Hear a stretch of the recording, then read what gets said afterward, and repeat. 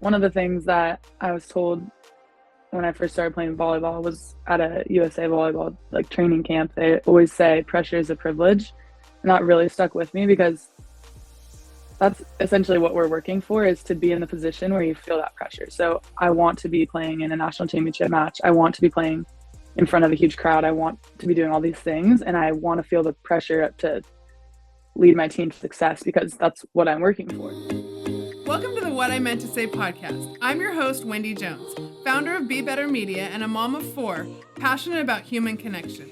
Throughout my journey, I have experienced many What I Meant to Say moments, but since life doesn't give us do-overs, I've created a space to reflect and tell our stories again with a little more grace for ourselves and the hope that we can help others and be better for having listened. Welcome to the What I Meant to Say podcast. I'm your host, Wendy Jones, and I'm here today with Kendall Kipp from Stanford Women's Volleyball, 2019 national champion and 2-time All-American. Really excited to dig in on volleyball today, and thank you so much for being here, Kendall. Yeah, thank you so much for having me. I'm excited to be here. Yeah. So I watched you play for the first time last year when I came to visit Luke, and I just love the game so much, but really I believe so much in the power of mentorship. And I know there's so many young players out there watching collegiate players' journeys, and I love to connect those stories to those players and just get a real look into what it's like to be a women's volleyball player at Stanford and some of the things that you've been through your volleyball journey. So real quick, were you there the other night for the Stanford men's? Were you there at the Pepperdine game? I was for the Pepperdine one? Yeah. No, I wasn't. I wish I was. But I know. I wasn't either, but I was like, oh my gosh, the only good thing about being on the live stream was the replays because it was such an amazing win. I was so excited. Oh, really? I'll Yeah. have to go watch it maybe. Yeah. I didn't see much of it. It was that they won in 5. It was so fun. Really, that's so exciting. Yeah, really good. So I love watching the men's games, but I also get so jealous. I miss being in season. It's so fun. That's so cool. I bet you do. That makes a lot.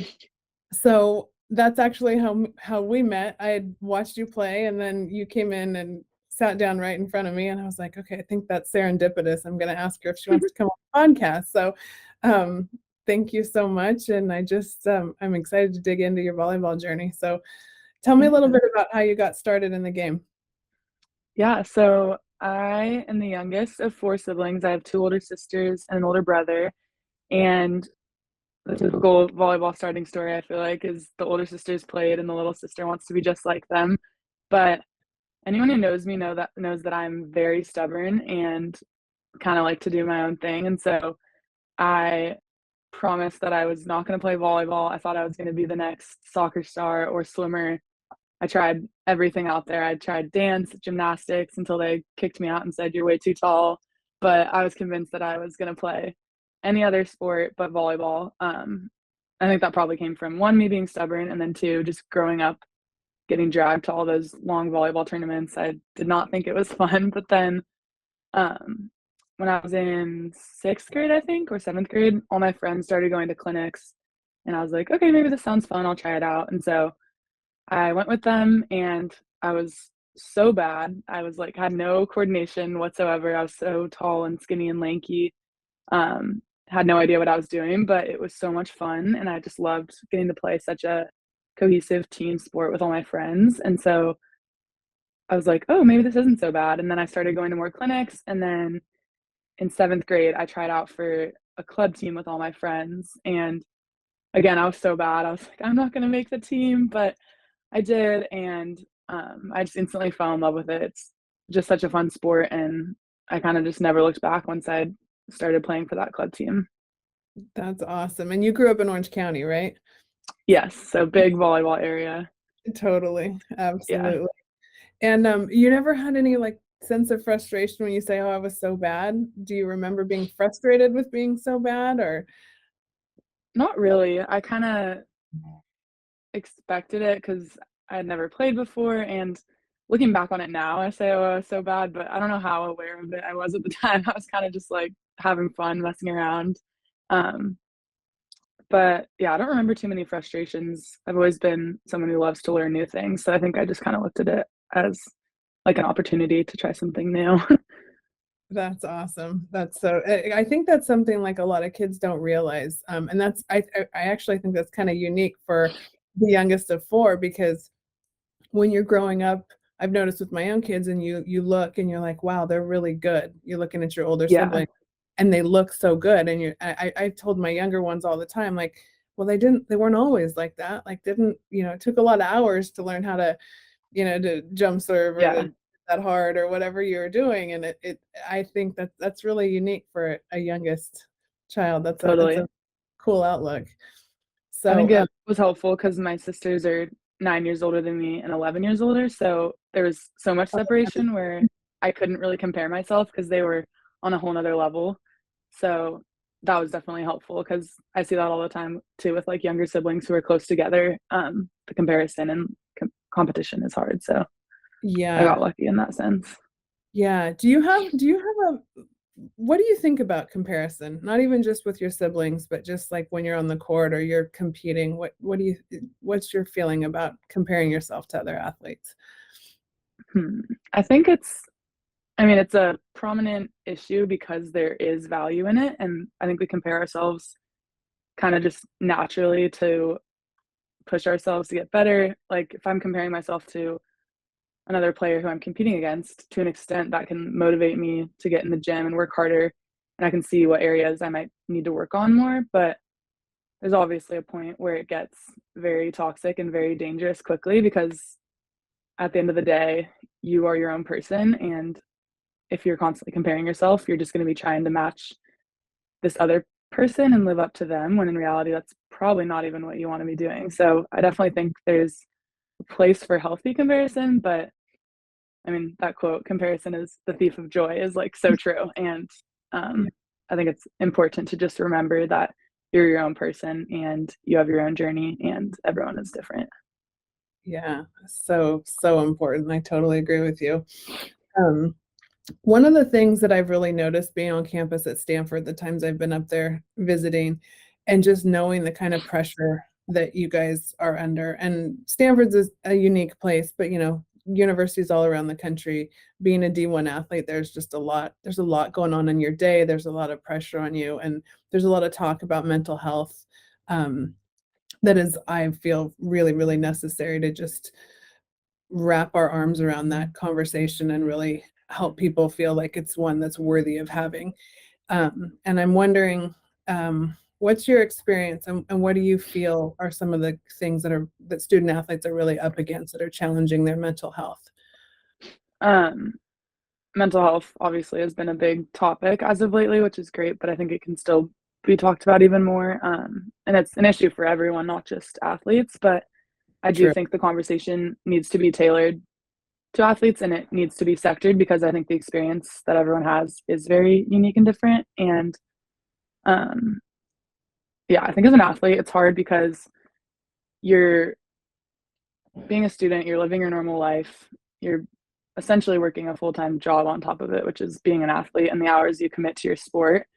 And on top of that, trying to maintain a social life and just like your mental sanity, getting enough sleep, getting food, taking time to rest and be bored and not be like constantly on the go is such a hard thing. And it's hard when you're struggling mentally to even just get by, let alone thrive. And you're not just trying to get by as a college athlete, you're trying to train and perform well and improve yourself and be there for your teammates. And if you can't give, if you don't have 100% to give, then you're just going to keep like draining that battery. And um, yeah, it's just really hard to be struggling with mental health and try to keep everything else the same.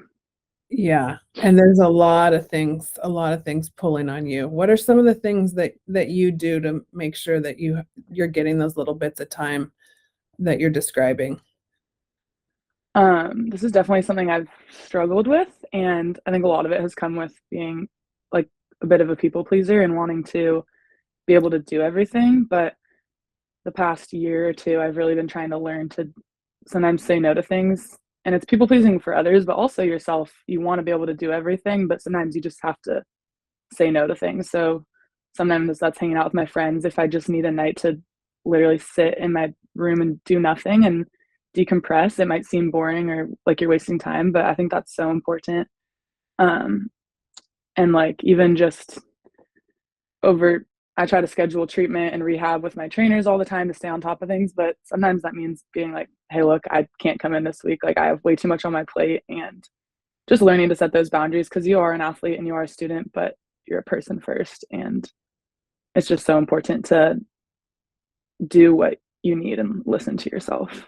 Yeah. Yeah. That's, I mean, the younger you can learn that, I resonate with that people pleaser message so much. And it's a tough one because there's so Yeah. many wonderful things about helping people, about being around people. But yeah, that downtime, that quiet time is I totally agree with you. It's so important.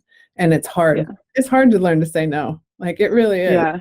Because you obviously got where you are by, you're a go-getter, and we're taught how to, get up and show up and constantly be on. And I love how there's more of a conversation around rest and recovery now than there was in my generation. I think it's Yeah. really important. So Super. Yeah. yeah. Another thing I heard in there is just like identifying yourself as not just an athlete, like being a person first. And one of the questions I wanted to ask you is like, how would you describe yourself if you were leaving out the words volleyball and athlete? Like, how do you describe yourself as a person?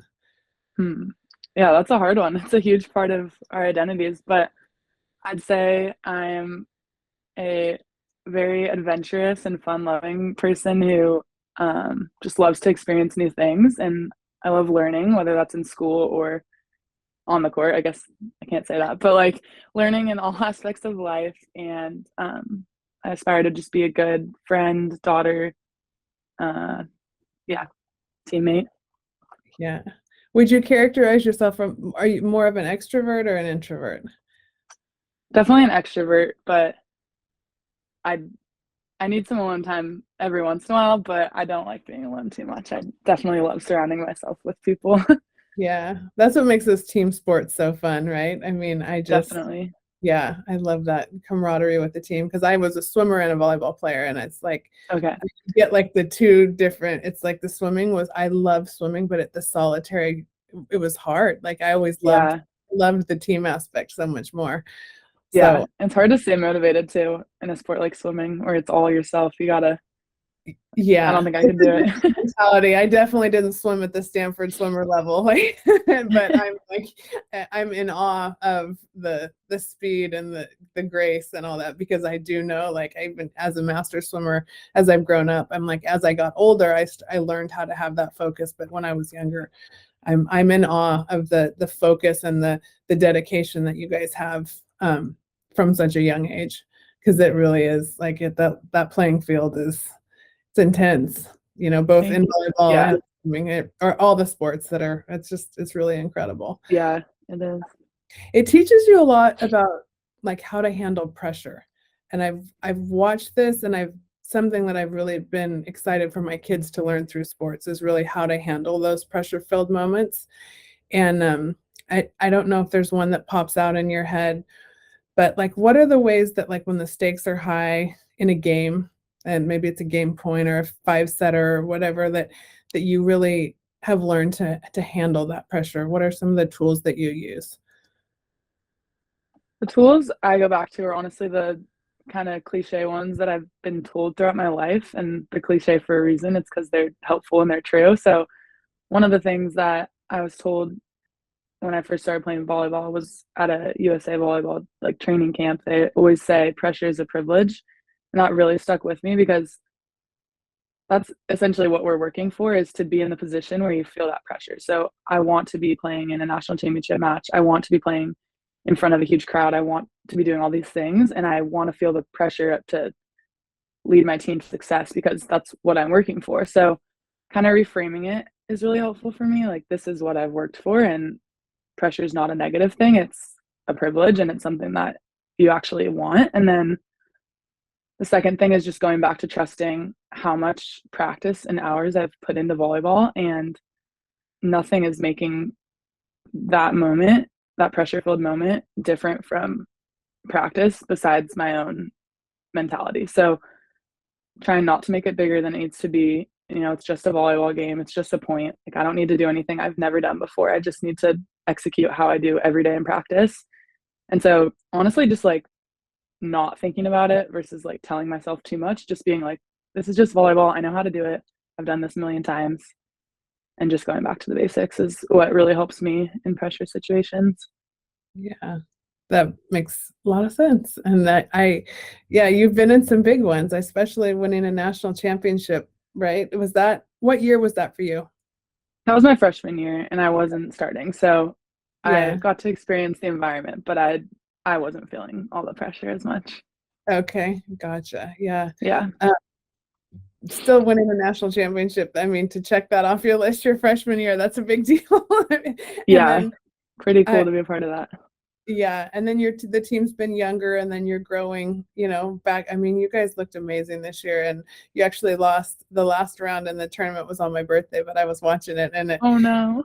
yeah, and I was like, oh, but I mean, I love watching, because when I really started paying attention was, yeah, your sophomore year then.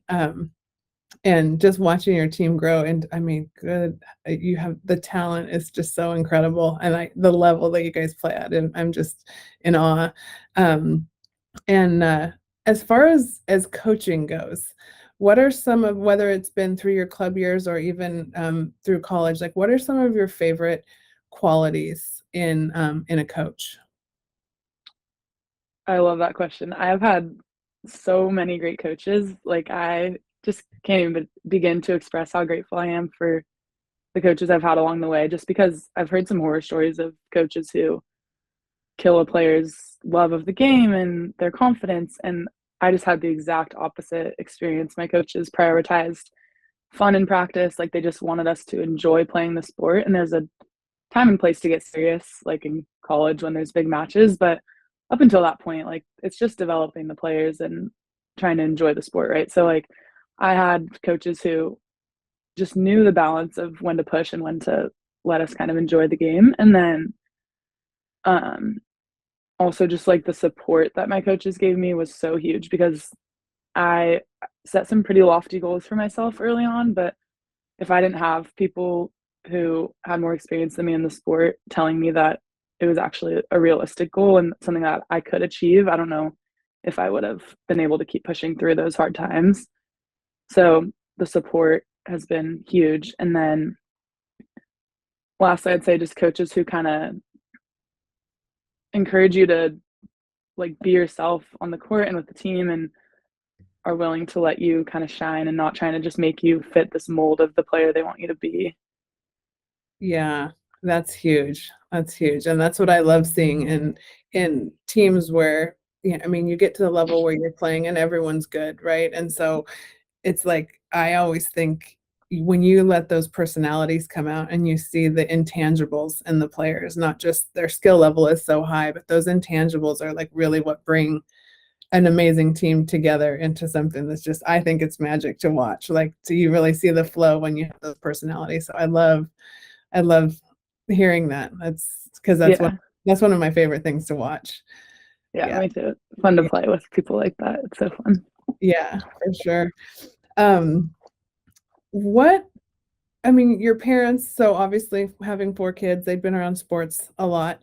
Um, and what did you feel like their relationship was to your volleyball growth, to your volleyball career? Like, what kind of things did they do to support you?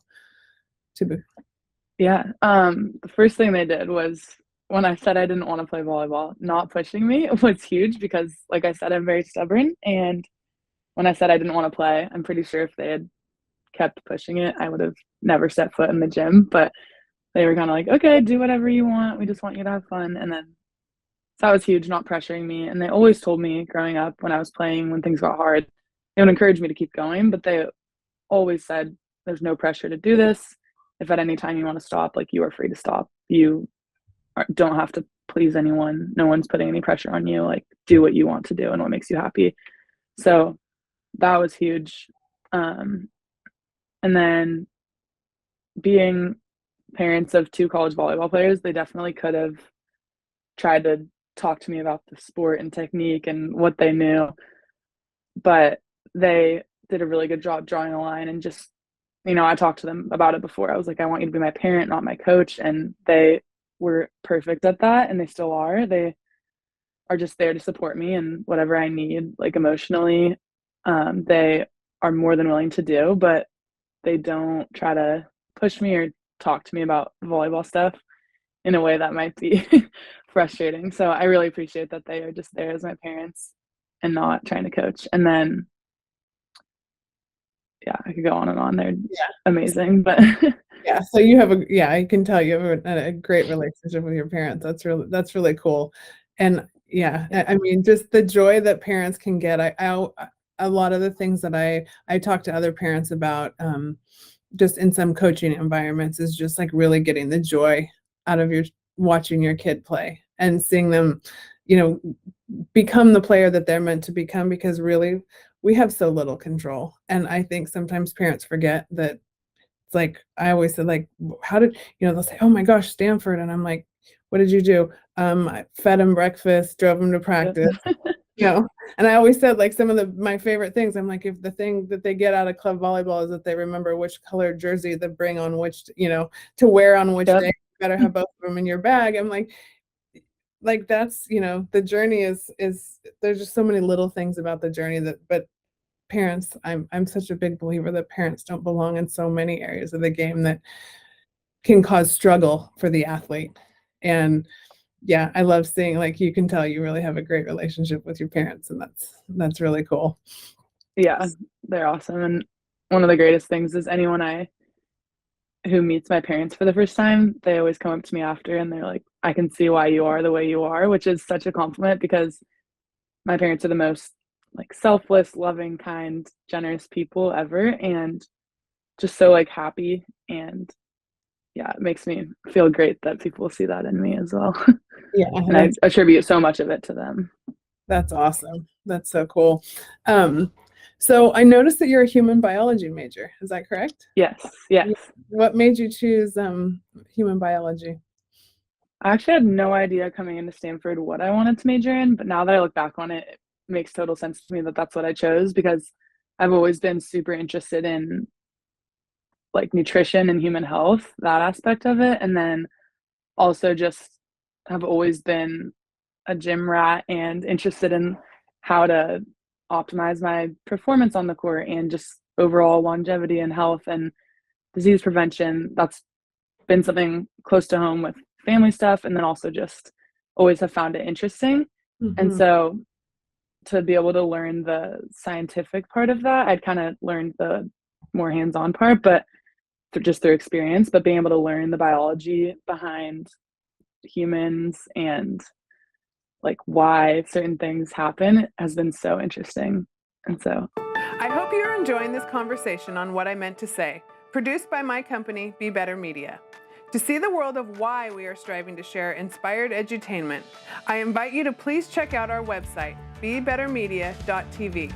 Here you will find all kinds of great stuff, from upcoming new productions to lifestyle products and services I personally use and endorse, to links to great books and other podcasts I love and recommend.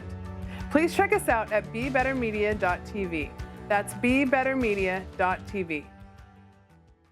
I mean, in the end, high performance is kind of at the end of that run, right? And understanding things on a cellular level, like I was not a science kid, but like the older I've gotten and the more I've tried to look at, health things for my kids or whatever, like it really is a motivating factor to understand like how our bodies work. And as athletes, I think it's so interesting. So I love that. What would you say outside of sports are some of your would be some of your proudest moments?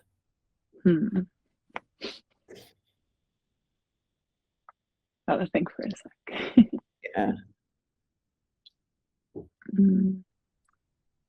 I don't know if it's a proudest moment, more just a proud thing, but I'm really proud of the relationships I have in my life. I feel like I invest a lot of time and energy into them, and I truly love people around me, and so the relationship I have with my family, my siblings, my parents, my friends, my teammates, my boyfriend, like the relationships I have in my life are just really important to me, and that's definitely something that I cherish and am proud of.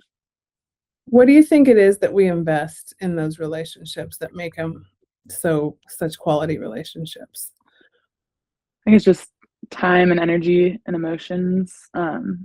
It takes time to form good relationships. You have to care for the people around you, and it's really easy when we're all busy to get wrapped up in our own lives. And I'm definitely not perfect of that. I get very busy and kind of hermit Of course. sometimes when things are crazy, but it really takes just investing time into the people around you and truly caring about them. Yeah, yeah, and I mean, I love that because I feel like the world has gotten so big and the social media realm is so, like, it's so prevalent, that it feels like there's so much coming at us all the time, and I really still think that real human connection is what the world is craving. I think people are starving for it on so many levels 'cause things are not as tangible with social media. And I'm wondering how do you separate those real relationships from, being part of your generation? Like, it's like you guys have always known social media, it's always been there. But how do you distinguish between the two? I think I just don't really view them as the same thing. I think some people do, and they think social media communication is an equivalent, but I just kind of have always viewed them as a different thing. Instagram or Snapchat, that's all like a highlight reel. And I view it as a fun place to share photos and what you're doing, but it's not the whole picture. And I feel like I have a very good grip on that and understanding of that. And I think um, so just knowing that, and social media can be great for staying in contact in some places, but ultimately it doesn't fulfill the needs that we have of just human interaction. And I think it's very evident just by the way I feel after actually spending time with people or having those interactions. You feel so rejuvenated, and I'm like, whoa, like this is what I need. You crave it. Yeah. So obviously, as an athlete, you've been through times when you've been injured, and I'm wondering, how you prioritize taking care of your body physically and also mentally coming through times when maybe your body hasn't been feeling as good. Um, how do you do that as a Division I athlete? It's hard, and I'm still working on it. Injuries are obviously just hard all around because one, you're hurting physically, but that's probably the least of the concerns. It's more the mental parts that come with it, that you're not getting to play the sport that you love. And I think something that's been hard for me in the past with injuries is not only not being able to play the sport that I enjoy, but just the starting to stress out about missing out on things and the pressure and feeling like I'm not going to be at this point that I need to be at if I'm not able to compete. And like last year, I was dealing with some repeated injuries, and it gets discouraging. It's discouraging the first time it happens, but then if you kind of keep repeating an injury, it can take a huge toll on you mentally. And I really felt that, and it's hard to stay optimistic when you're just constantly trying to get back to your baseline and you're not really moving forward. It's like two steps forward or one step forward, two steps back, and you just kind of are constantly battling that, trying to stay healthy. So that is definitely a huge challenge for, or has been a huge challenge for me, and I know it has been for a lot of athletes. Yeah, But people realize that the time it takes, right, to stay healthy, and then if you have an injury, it takes even more time. But the amount of time you guys spend with your trainers, and I would love to do it. I would love to do an episode with college trainers because I honestly believe they are such backbones for you guys. Like from what I've they watched, are. the ones I've met, and I mean even ones who are retired, and like the relationships they build and the way that they take care of you, I think it's one of the most underrated care positions in the country. I just every I single one that I've met, I am wowed by how much they care. And it's definitely a top. 100% agree.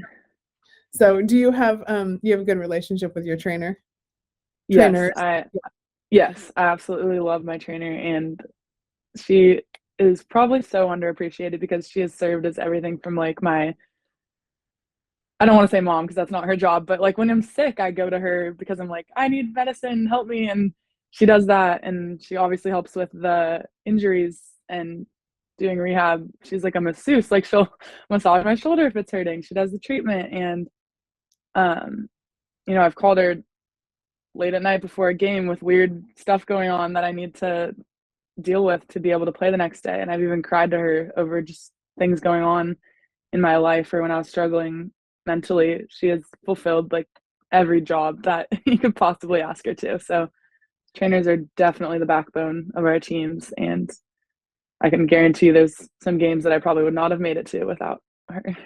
Yeah, that's amazing. And that so lines up with what I've seen, just with other athletes I've known in other programs. It's amazing to see that relationship. And my hat's always off to, like, I always give Erin a giant hug because I just think, I'm like, thank you for taking care of my boy. So it's like, I know. it's amazing. But so I'm a big believer in gratitude, and I'm wondering Mm-hmm. if that's something that you've learned about, and if it's something that you practice. Yeah, gratitude is huge for me. And it's something that my mom kind of introduced to me back in, I don't know if it was middle school or high school, kind of my whole life. Just the general way I think my family has looked at things has been very gratitude heavy and like what we value and prioritize. But my mom said to me, you can't be sad when you're thinking of I'm butchering it. How did she say it? She's like, you can't be grateful and sad at the same time. And obviously that's a bit of an oversimplification, but I think the sentiment is so true. If you're shifting your mindset and thinking of the things you have to be grateful for in pretty much any situation, you can find that silver lining. And yeah, gratitude is just so huge. I feel like so much of life is just your outlook and how you frame things versus what's happening, because there's always going to be hard times. Yeah, that's definitely part of being human. Part of also wanting to just, I'm constantly the reason I name my business Be Better is because I feel like it's just something that most people are looking to be better, and we don't always know how. And gratitude is one of the things that, like, at the baseline, no matter how difficult, whatever challenge you're facing, it's always been one of the things that I'm like, wow, it really is a game changer. And so Yeah, I was just curious to know, like, on a stressful path, it is definitely something that pulls us out. So that's cool. definitely. So not that you have a lot of spare time, but what kind of things do you like to do in your spare time? Yeah, I definitely have less spare time when I'm up at school than when I'm at home. But up at school in my spare time, I love going out to eat with my friends and I love hiking. I'll go hike the Dish on campus, the classic spot, but also going into Marin or Half Moon Bay. There's some really pretty hikes. And coming from Newport Beach, I'm right next to the beach. So driving, it's a bit of a drive here compared to what I'm used to, a Yeah. whole whopping 50 minutes. But I love driving down to the beach to look at the sunset and just kind of spend some time there. And yeah, it's kind of it when I'm up here. I don't have too much time, but when I'm at home, I love to, again, go to the beach. I love to surf. I love to travel. I love shopping, maybe a little too much. And I really enjoy cooking. So when I'm home and have a kitchen, I love to do that. Oh, that's awesome. My oldest daughter she loves to cook, and I love it when she's home because Yeah, she's like, healthy cooking is like my favorite thing. And I come home and I'm like, me too. it smells so good. Yeah, That's awesome. And it's such a great way as an athlete to be able to know how to fuel yourself. I don't think that college students realize, like, it's something that it's so foundational that as soon as you have a kitchen, like, being able to take care of yourself and feed yourself healthy food, it's such another game changer. I'm a big believer in it. totally.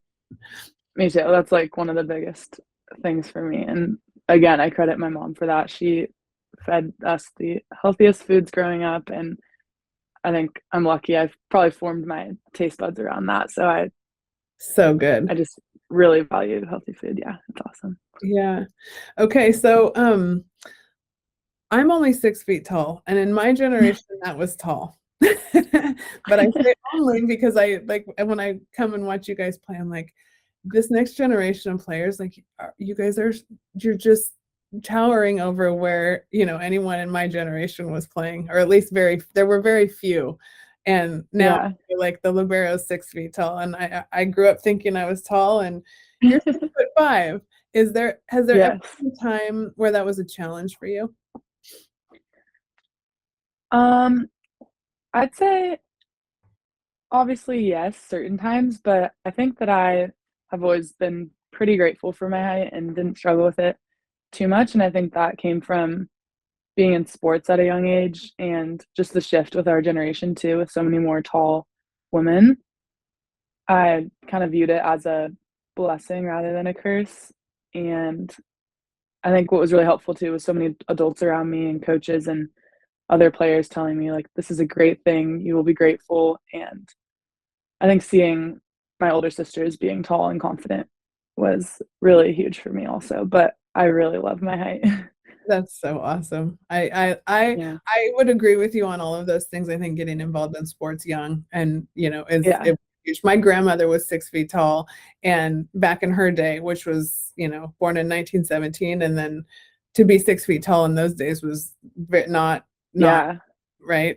And I always wanted to be like her. And at one point I had a teacher tell me, "Oh, I think you're slowing down." And I went home and I cried to my mom.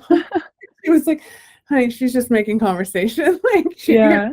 going down, you're still gonna be 6 feet tall." Like, Yeah, but that's awesome that you wanted to be tall. It's yeah, I love it. It's like an instant conversation starter. People are drawn to you, I feel like. yeah, Anywhere I go, people comment on it and they're probably like or they're always like, "You probably get that a lot, it's probably annoying." And I'm like, "Honestly, I don't mind, it's fun." I love talking to people, and you yeah, get to share a bit about your life. Um, the hardest parts of being so tall were probably finding shoes big enough and finding jeans that are tall enough, but I feel like it's gotten a lot easier of brands make extra tall jeans and yeah. sell size What 11 or 12 shoes, so it's gotten easier. Yeah, definitely Nordstrom's is the place for the 11 and 12 shoes. And what's Yeah. your favorite brand of jeans? I love Abercrombie jeans. They make tall and extra tall, and then Zara sometimes has really tall jeans as well. Okay, So those are the keys, yeah. there you go. It's good to know. It's efficient Mhm. shopping. Yeah. So, so what is a piece of advice that you would give to your younger self? 2 things come to mind when you ask that. The one is don't be embarrassed of your goals. I think I knew pretty early on, around 8th grade or freshman year, that I wanted to play for Stanford.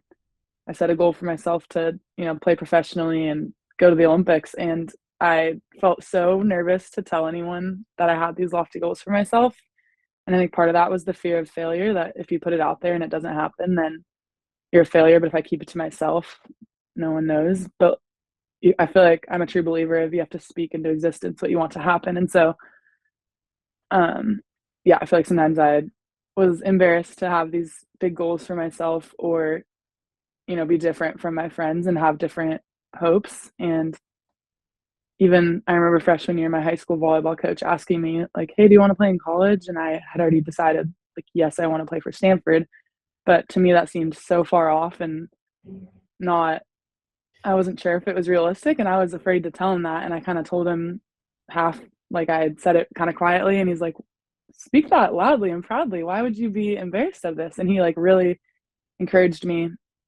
to go chase my goals and not be scared of it, and I also think I felt just feeling different from my friends at times when I couldn't go to a sleepover Saturday night because I had a tournament early on Sunday, or in the summer when they're all hanging out, having fun, going to the beach, I was traveling for volleyball, and I think that can be hard, but just reminding myself I wish I could go tell myself that it truly would pay off and that I wouldn't have any regrets about it. Did you have somebody helping you kind of break those goals down? Like, did you know what you had to do? Were you aware of the sacrifice, or was someone helping you see that? Yeah, I was pretty aware of the sacrifice just as time went on. I knew it wasn't really a choice with the path I was going on. Like I decided, so I played on my 13s team with all my friends. And then a big jump for me was I started talking to different coaches at different clubs the next year for tryouts. And they were kind of telling me, like, hey, we see this potential in you. We want to push you to accomplish these goals you have. And I guess at that point, I didn't even really have the goals. They told me, like, hey, this is what you are capable of. And I was like, whoa, really? Me? And so, like, having people kind of pushing me and telling me that they believed in me was super helpful. And I ended up leaving my club, which I was kind of scared of at the time because I wanted to keep playing with all my friends. You know, I was a middle school girl, but left and played on a 15s team where I didn't start for a whole year, and I was just learning, trying to get better. And yeah, I kind of just had coaches telling me that that's what I had to do if I wanted to get to where I wanted to go, and that was just really helpful. Yeah, that's really cool. That's more of that good coaching and trusting, knowing who to listen to and trusting the right people. It's huge. Yeah. Yeah, definitely. Yeah. So, in the future, I heard you mention, Olympic hopes and professional hopes. So that's still ahead of you. But what do you see? What do you see in your future as your Stanford career comes to an end? I have been putting that off slightly because I'm not Yes. entirely sure, but And that's the okay. volleyball, I ask you that question and I tell my 22-year-old daughter who's graduating in May that you absolutely do not have to know. yeah. So no pressure. I know my interests and I know what I'm passionate about. I just don't know how I'm gonna formulate that all into a job. But volleyball is definitely at the forefront of my mind right now. And then when I'm done with that, I want to have a family. I want to be a mom, and I definitely want to work because I think I would, um, well, if possible, I want to be with my kids. But I would love to work with people. I'm a huge people person. I need to be around them, and I love helping people, and just I love sharing knowledge and that dialogue. And I'm really passionate about nutrition and holistic health and that kind of stuff. So something in that realm would be super interesting, but I haven't exactly found the thing for me yet. The world is your oyster, and that area is I'm passionate about all of those things too. And the world is uh, it's in need of Yeah. that holistic view of how to be a high performer and really optimize your days, not just in sports, but all the way across, relationships and the way that we do our days. And so I love this conversation because so many of the things that you said really represent that, off the volleyball court. And it's so cool to see that you're such an amazing player and still able to, and prioritizing all those other things. Cause I think that's something that gets lost in the big sports stories. And I love these behind the scenes, just seeing those things that really matter and seeing them played out, Yeah. I commend you. It's really cool, the things that at such a young age. Thank So, you. yeah. So are there any ways, that people can connect with you, or are you open to, talking to younger players? I think when I put you on my Instagram story today, like the young girls were just like, ask her if she would be my mentor. And I was like, well, one of the things I love about podcasts is I think they can serve as like small little chunks of mentorship, right? Yeah, Advice. totally. How can people get a hold of you, or are you willing to talk?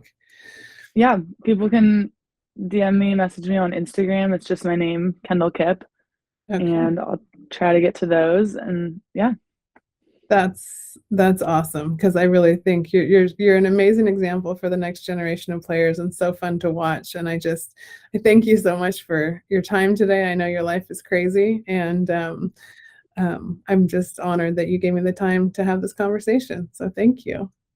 thank you so much for having me. I really enjoyed talking with you. Awesome. Well, best of luck. I hope the spring goes well and you have a nice, relaxing summer before the next season. I can't wait to watch. Thank you. Yeah, absolutely. Take care. Thanks, you too. And to all my viewers out there, thank you so much for joining us, and just remember to be real, be you, and be better. Thank you so much for listening to What I Meant to Say. If you enjoyed this conversation, you know what to do. Subscribe, rate, review, and for more great content, courses, and lifestyle, go to BeBetterMedia.tv. Some of these stories contain sensitive content about real-life events, and all of the information in this podcast and from anywhere on the Be Better Media website is for informational purposes only. If you find that you need help, which we all do from time to time, please reach out to a licensed professional for help.